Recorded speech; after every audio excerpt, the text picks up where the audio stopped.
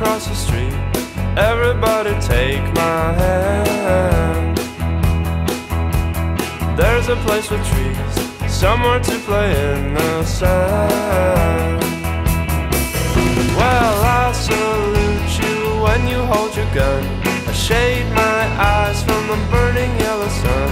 You shoot my heart and then you start to run. Here and there and everywhere I go.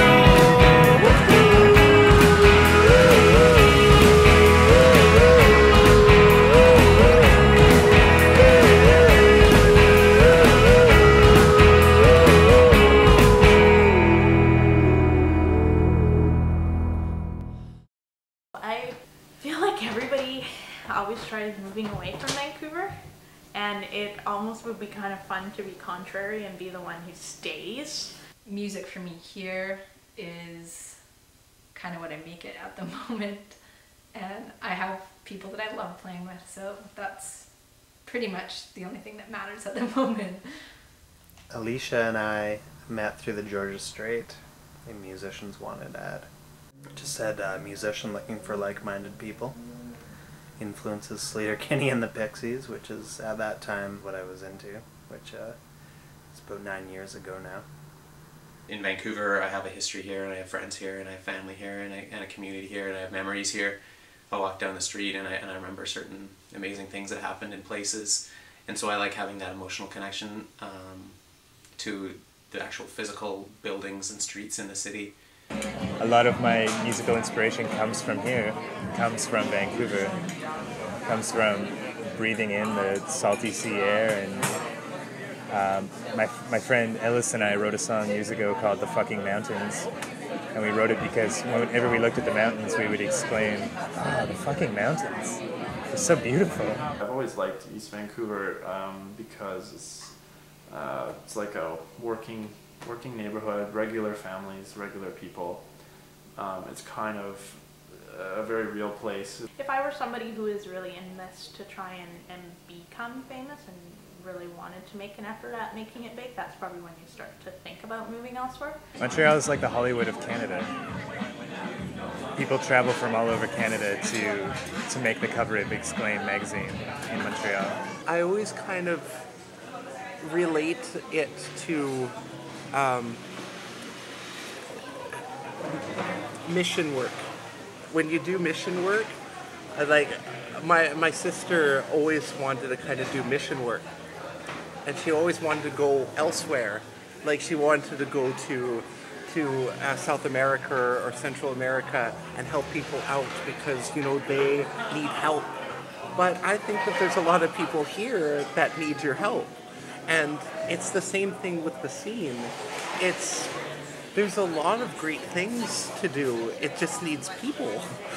Maybe more so than other cities, you're kind of, if you want to succeed, you have to kind of make your own success in Vancouver, because there isn't this big infrastructure of other big cities and major record labels like looking over your shoulder. So in a way that makes it a really good opportunity where new things can develop here, because you're kind of forced to do it yourself.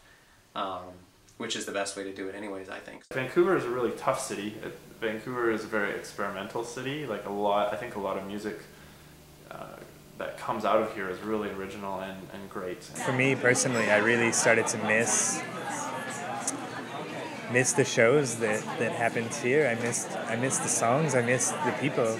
And in Montreal we went to lots of shows, but none of them really compared with anything that we were lucky enough to be a part of here. The Greenbelt Collective are the most DIY band I've seen in the longest time. It's so crazy they'll try to find a show anywhere. They fight to find a show anywhere. They've played in a bus. They played outside a club for people. They busked all 80 of them. You know, I love the way they do it.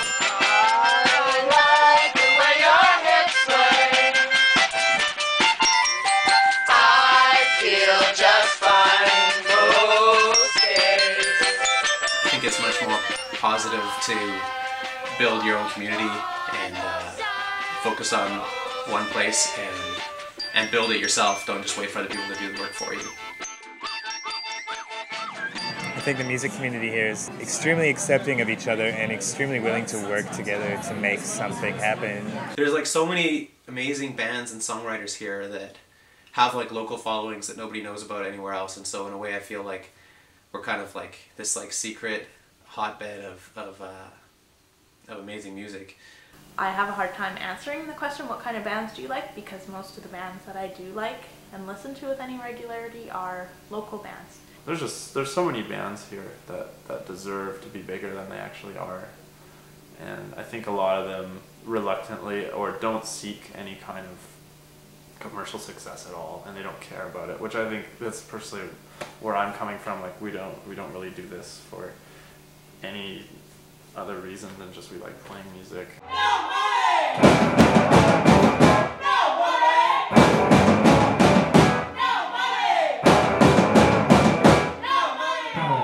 don't know if I'll ever be able to make a career out of it.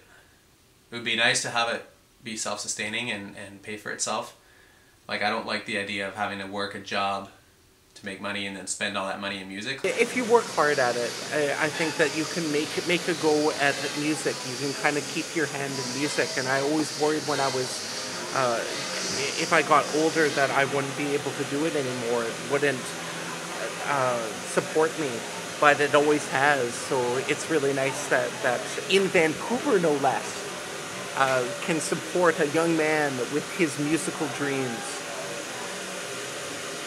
You know, one of the best things about playing is just meeting other cool people who also play music. So that's not why I got into playing music, but that's why I still continue to do it.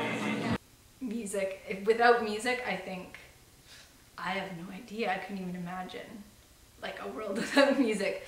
But I'm glad that something that I do is kind of a universal, you know, a love that everybody has. Like, I don't think I've met one person that hates music. It's all I ever talked about my whole life. I really, that's why I'm not a good conversationalist.